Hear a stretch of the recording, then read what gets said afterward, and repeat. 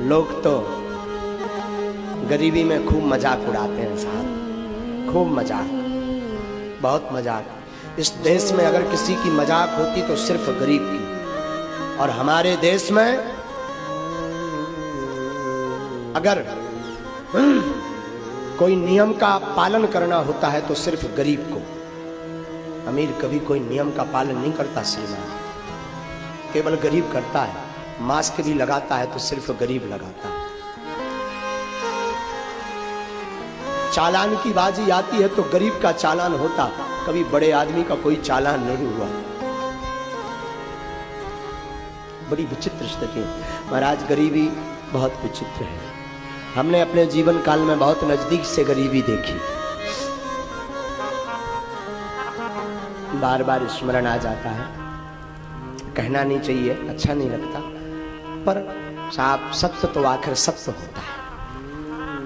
हम अपने जिस गांव में रहते थे साहब, जहां हमारा गांव है मध्य प्रदेश में छतरपुर के पास में, उस गांव के हम ब्राह्मण हैं। गांव के ब्राह्मण थे, परिवार में हम घर में अपने सबसे बड़े थे, भाइयों में, बहन में, भाई में और बहन में।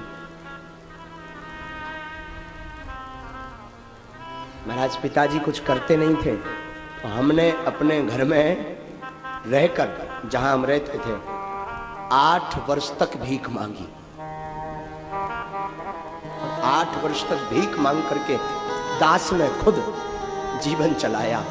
और उस वक्त के कई वाकया ऐसे हैं जो हृदय को बार बार झंझोर देते हैं, बार बार वो याद आते हैं। हम जब पढ़ने जाते थे गांव में, खैर ये, हाँ सुनो, जब पढ़ने जाते थे हम गांव में,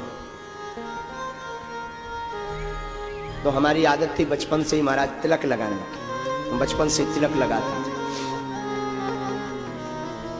तो सरकारी स्कूल में पढ़ते थे, क्योंकि पैसा तो था नहीं, भीख मांग करके भोजन करते थे।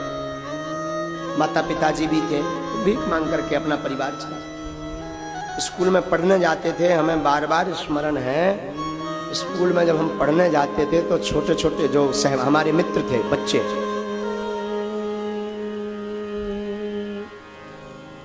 जबरदस्ती सिर पकड़ कर हमारा तिलक मिटा देते थे।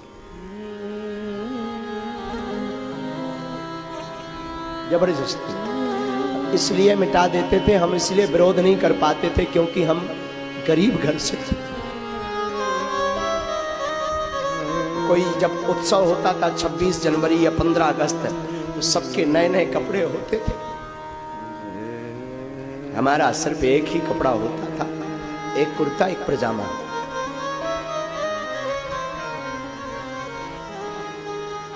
बचपन था हमारा, हमें वृंदावन पढ़ने जाना था, भागवत।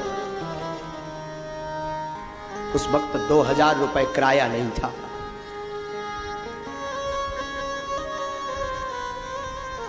तो हमने सोचा कि उधार मांग लिया जाए। तो जो गांव के लोग थे, हमने उन सबको उधार मांगा कि हमें वृंदावन जाना है, 2000 रुपए उधार चाहिए। महाराज 15 दिन तक घूमे, किसी ने उधार नहीं दिया था,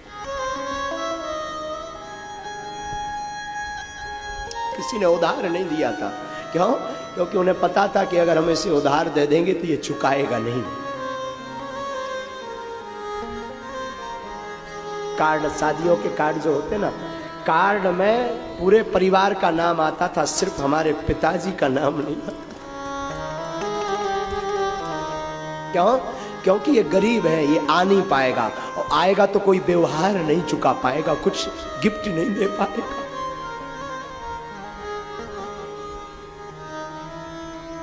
महाराज फिर हम अंत तो गत्वा वृंदावन जा ही नहीं पाए। लेकिन उस समय में भी हमने हनुमान जी के चरणों को नहीं छोड़ा। हमारी माँ हमेशा हमसे बोलती थी, बेटा तुम घर से बाहर जब भी निकलना, मुस्कुराते हुए निकलना, कोई ये ना समझे कि हम गरीब हैं या भूखे हैं। मुस्कुराते हुए निकलना।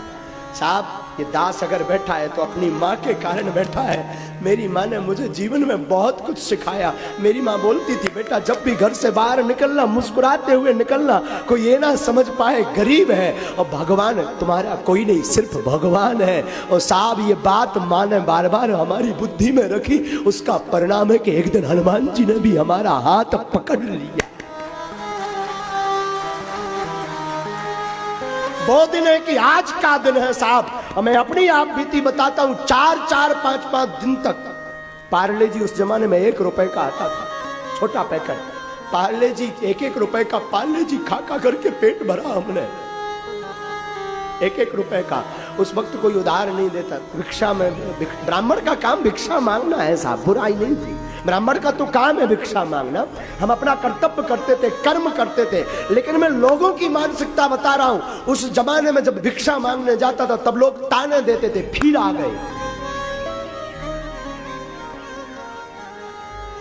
साहब। लेकिन मैं प्रार्थना करूं, जिसका कोई नहीं होता उसका परमात्मा होता है। वो दिन है कि आज का दिन है। हमने हनुमान जी को कभी छोड़ा नहीं साहब। हम कहते रहे जैसी तुम्हारी इच्छा। मेरी माँ बोलती रही, बेटा तुझे चिंता नहीं करना, तू तो केवल भगवान का भजन कर। और हनुमान जी ने ऐसी पूंछ घुमाई कि आज बागेश्वर धाम पर हर महीने में 70,000 लोग निःशुल्क भंडारा पाते हैं। उसी वक्त हमारे दिल में बैठ गया था कि अगर हनुमान जी ने हम पर कृपा की और शायद 2 रुपए भी मेरी जेब में आए तो मैं गरीबों को भोजन करवाऊंगा। और साहब ये उसी का परिणाम है कि आज बागेश्वर धाम पर प्रति महीने 70-80 हजार लोग निःशुल्क भंडारा पाते थे। और देश का पहला ऐसा धाम बागेश्वर धाम है। हम कहते ना किसी बड़े आदमी की बेटी की शादी हो तो करोड़ों रुपए उसके तोहफे में आ जाते हैं, हाँ या ना? करोड़ों लाखों। और किसी गरीब के घर पर शादी हो तो हम आप ही मात्र 100 रुपए का लिफाफा लेके जाते हैं। हमने विचार किया क्या करना चाहिए, इसलिए बागेश्वर धाम पर हमने संकल्प लिया गुरु कृपा से कि धाम पर जो भी चढ़ोतरी आएगी उससे गरीब कन्याओं का विवाह करेंगे। मैं प्रार्थना करना चाहता हूं नागपुर महाराष्ट्र के आप सबसे, आप एक घड़ी बड़े आदमी का इनविटेशन छोड़ देना, बड़े आदमी के घर पर जाना छोड़ देना, पर एक बात गांठ बांध ले, गरीब गरीबी के कारण अगर आपको कार्ड भी ना दे पाए तो बिना बुलाए जाना और उसके घर पर कुछ देकर जरूर आना।